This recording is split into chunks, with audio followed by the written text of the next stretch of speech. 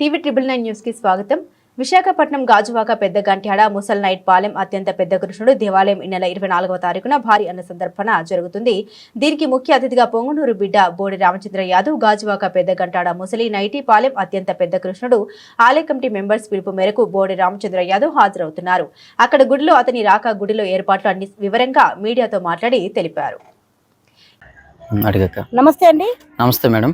ఇప్పుడు ఈ గుడికి ఈ వచ్చే 24వ తారీఖుని మన బీసీవై పార్టీ అధ్యక్షుడు బోడి రామచంద్ర యాదవ్ గారు గాజువాక పెద్దగంటాడ ముసలిదాటపాలెంలో ఈ అన్న సందర్భంలో వస్తున్నారు కాబట్టి ఇక్కడ ఏర్పాట్లు ఎలా జరుగుతున్నాయి? ఏర్పాట్లు అయితే ఇప్పుడు అన్ని బ్రహ్మాండం జరుగుతున్నాయి. అలాగే మనతో పాటు ఉన్నారు కమిటీ మెంబర్స్, అలాగే ఆలయ చైర్మన్ గారు ముసలయ్య గారు, అలాగే ప్రెసిడెంట్ గారు, అలాగే మన అక్క కమిటీ మెంబర్ గారు కూడా కలిసి మాట్లాడడం జరిగింది. అయితే ఏర్పాట్లన్నీ అంగరంగ వైభవంగా జరుగుతున్నాయి.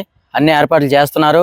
భారీ ఎత్తున రేపు జరిగే ఆదివారం 24వ తారీఖుని అన్న సమారాధనకి ఇంచుమించుగా 10,000 నుండి 12,000 మందికి అన్న సమారాధన చేయడానికి అన్ని ఏర్పాట్లు చేస్తున్నారు భారీ పెద్ద ఎత్తున. అలాగే మన శ్రీకృష్ణ టెంపుల్కి ధర్మకర్తలైనటువంటి పెద్దలందరూ మనతో పాటు ఉన్నారు. అలాగే మన పెద్దలందరూ కలిసి మన శ్రీ బోడే రామచంద్ర యాదవ్ గారు బీసీవై పార్టీ అధ్యక్షుల్ని ఇన్వైట్ చేయడం జరిగింది.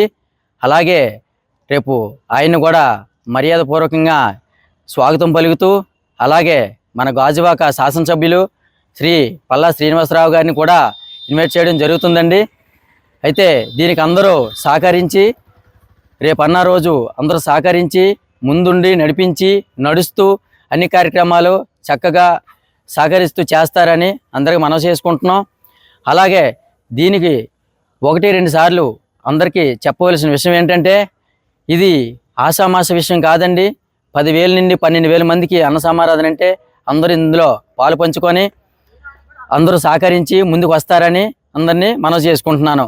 ప్రతి అన్నని, ప్రతి తమ్ముడిని, ప్రతి అక్కని, ప్రతి చెల్లిని కూడా అందరూ ఆహ్వానితులే. వీళ్ళకున్నది వాళ్ళకి లేదని కాదండి, అందరూ ఆహ్వానితులే. దయచేసి అందరూ దీన్ని గమనించి, అలాగే మన రేపు వచ్చే బోడే రామచంద్ర యాదవ్ గారిని, మన శాసనసభ్యులు పల్లా శ్రీనివాసరావు గారిని కూడా హృదయపూర్వకంగా ధన్యవాదాలు తెలుపుతూ ఇన్వైట్ చేస్తారని, స్వాగతం పలుకుతారని ఆశిస్తున్నాం.